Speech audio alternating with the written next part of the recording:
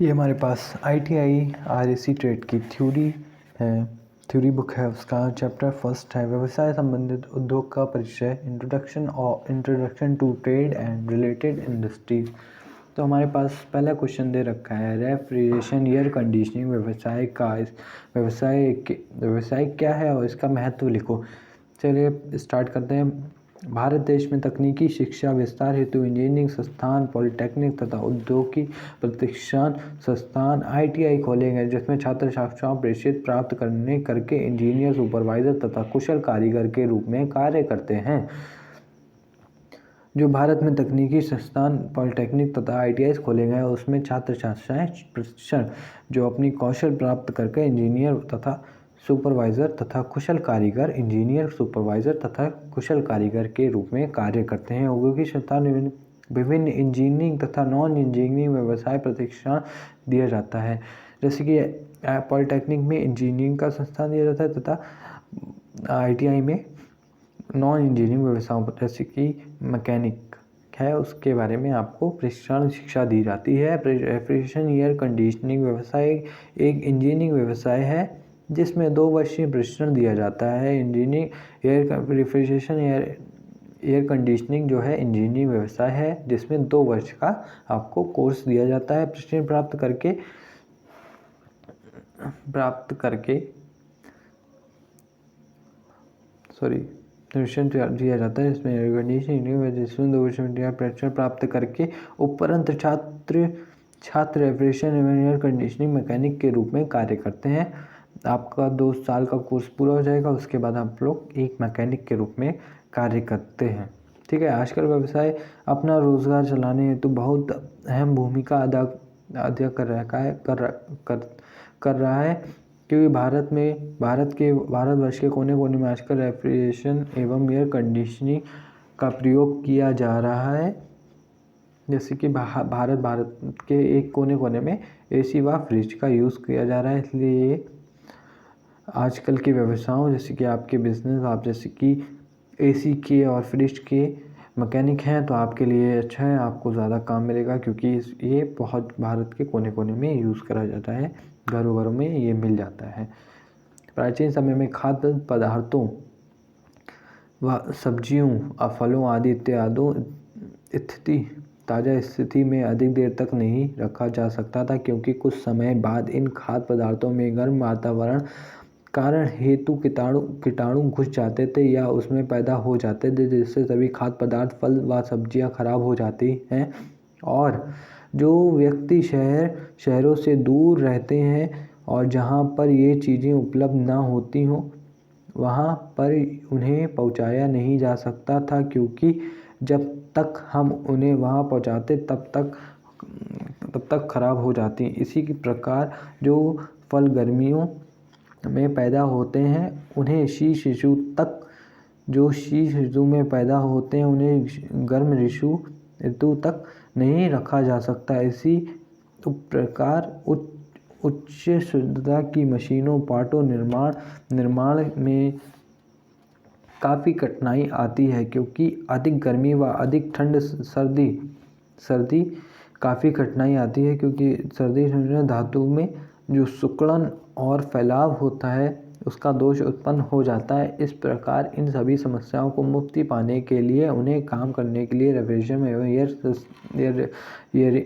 Air conditioning का प्रचलन शुरू हुआ है। इसमें खाद्य पदार्थों, फलों, सब्जियों व उच्च शुद्धता की मशीनों जैसे कंप्यूटर, CNC मशीनों इत्यादि को इसी सहायता में रखा जाता है जिससे खाद्य पदार्थ जल्दी खराब नहीं होते और एक मौसम से दूसरे मौसम तक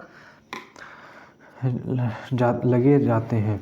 डिब्बों में बंदवास मछली व खाना लंबे समय तक रखा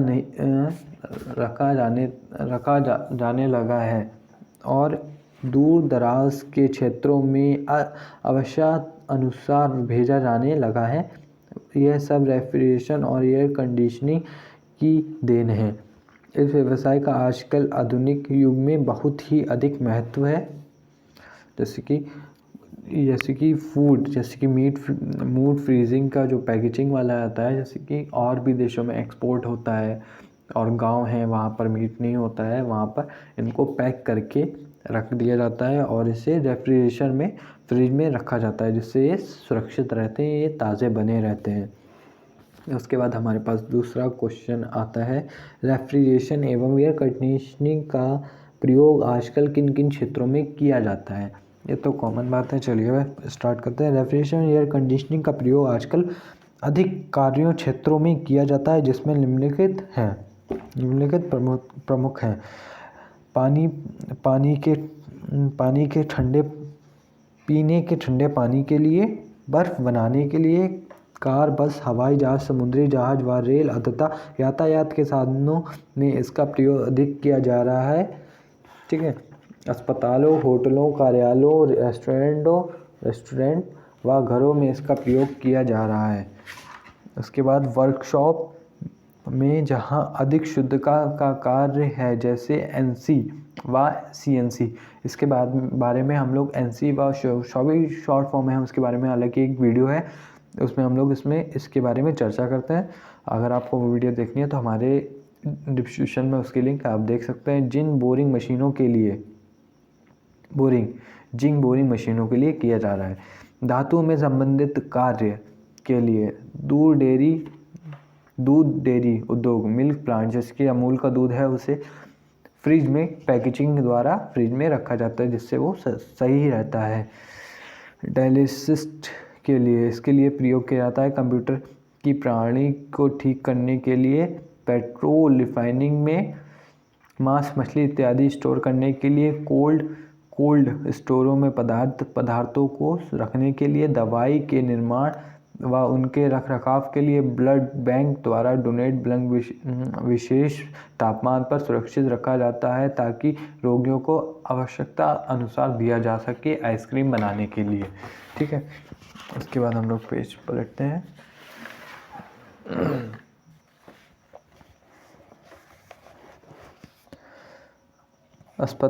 अस्पतालों में ऑपरेशन थिएटर में उचित तापमान पर रखने के लिए, बेकरीज व कन्फेक्शनरी के लिए, घरेलू खाद्य उत्पादों, पदार्थों तथा तरल पियो कोल्ड ड्रिंक को सुरक्षित रखने के लिए। इसके बाद हमारे पास आता है तीसरा क्वेश्चन, रेफ्रिजरेशन क्या है, इसका संक्षिप्त इतिहास लिखिए। तो ये क्वेश्चन है, यहाँ सर मेन क्वेश्चन स्टार्ट होते हैं। रेफ्रिजरेशन, हम लोग फ्रिज की बात करते हैं। रेफ्रिजरेशन एक ऐसी विधि है जिसके द्वारा ठंडक उत्पन्न की जाती है और खाद्य पदार्थों को नष्ट होने से बचाया जाता है। इसी विधि द्वारा खाद्य पदार्थों, फलों, सब्जियों इत्यादि को बिना किसी नुकसान के काफ़ी समय तक ताज़ा स्थिति में रखा जा सकता है। इस विधि को प्रोसेस में पदार्थ ऊष्मा दूसरे अन्य पदार्थों जैसे वायु व पानी ठंडक के परिवर्तित होती है।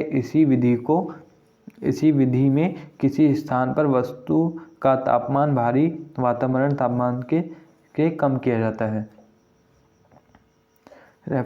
जो रेफ्रिजरेशन है एक ऐसी विधि है जिससे द्वारा हम लोग ठंडक, जो कूलिंग है, उसको हम लोग जनरेट करते हैं, पैदा करते हैं। खाद्य पदार्थों को नष्ट, जैसे कि पीछे बताया गया है, उसमें जो भी हम लोग जो खाद्य पदार्थ, फल, सब्जी, मीट आदि इत्यादि चीज़ें हैं, उनको सुरक्षित रखते हैं कूलिंग के द्वारा, जिससे वो ताज़े बने रहते हैं काफ़ी समय तक।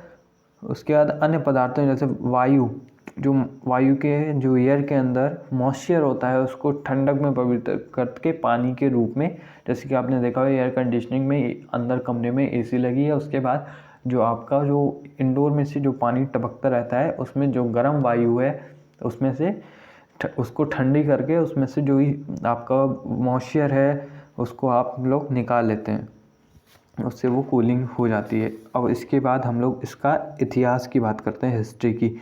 इतिहास, रेफ्रिजरेशन शब्द का प्रचलन सबसे पहले रोम, ये मेन क्वेश्चन है, उसको आप लोग याद कर लीजिए, लिख लीजिए शॉर्ट फॉर्म में, मैं बताऊंगा। जो रेफ्रिजरेशन का प्रचलन हुआ है शब्द का, उसको रोम, इजिप्ट व ग्रीक के लोगों द्वारा शुरू हुआ है। सबसे पहले लोग पानी और शराब को मिट्टी के बर्तन में रखते थे।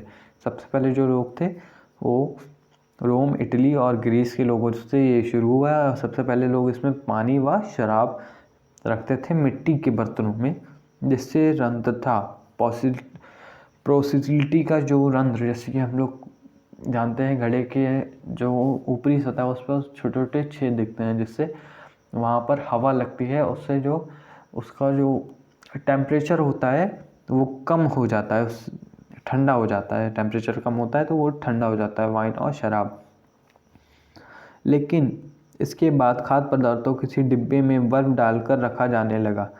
जैसे कि आइसक्रीम आप लोगों ने देखा होगा, पहले जो आइसक्रीम यूज़ होती थी अभी भी उसमें बर्फ़ को हम लोग लेते थे, उसके बाद किसी इस डिब्बे में रख देते थे, उसके बाद चारों ओर उसे डिब्बे को अंदर से डाल देते थे बर्फ़ के अंदर, उसके बाद उसमें हम लोग आइसक्रीम या कोई भी चीज़ रखते थे। उसी तरीके से ये लोग फल व सब्जियों को डिब्बे में डालकर बर्फ़ डालकर उसे पहले से पिघलती, फिर और बर्फ़ डालकर रखा जाने लगा। इससे पहले बर्फ़ पिघलती और फिर कुछ अधिक समय तक ठंडी रहती। अतः इस विधि में भी इन्हें बहुत अधिक लंबे तक संरक्षित नहीं रख सकता। जैसे कि इस विधि में जैसे कि बर्फ़ कितनी देर, 1 घंटा, 2 घंटा, 3 घंटा, इससे ज़्यादा नहीं चलेगी और ये बंद हो जाएगी कूलिंग करना, ठंडा करना। उसके बाद हमारा जो भी फल सब्जी होगी वो ख़राब होने लगेगी अधिक लंबे तक संरक्षित। इसके बाद घरेलू रेफ्रिजरेशन से बर्फ़ तैयार करने लगे।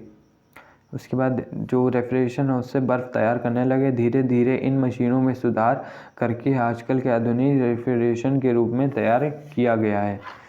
जैसे कि आज पहले क्या होता था, उनसे बर्फ़ बनाते थे, बर्फ़ से ये लोग कूल करते थे। उसके बाद आजकल की तकनीकी आधुनिक रेफ्रिजरेशन जो मशीनरी है उसके द्वारा हम लोग उसको फ्रिज में कन्वर्ट कर दिया है। स्टेशनरी मुख्य रूप से अच्छे इंसुलेटर, सैनिटरी लाइनिंग और अच्छी डिज़ाइनिंग बनावट के ऊपर, जैसे कि आजकल देखते होंगे अच्छी आधुनिक जो मशीनें आ गई हैं। उसके बाद अच्छी फ्रिज है, उसके बाद उसके ऊपर अच्छी डिज़ाइन व बनावट के रूप में तैयार करने लगे। तापमान कमरे के तापमान से बहुत अधिक कम कर दिया जाता है।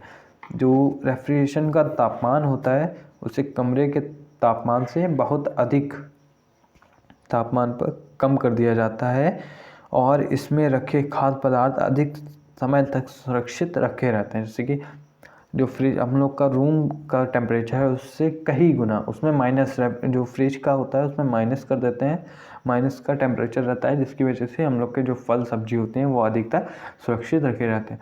रेफ्रिजरेशन सन 1923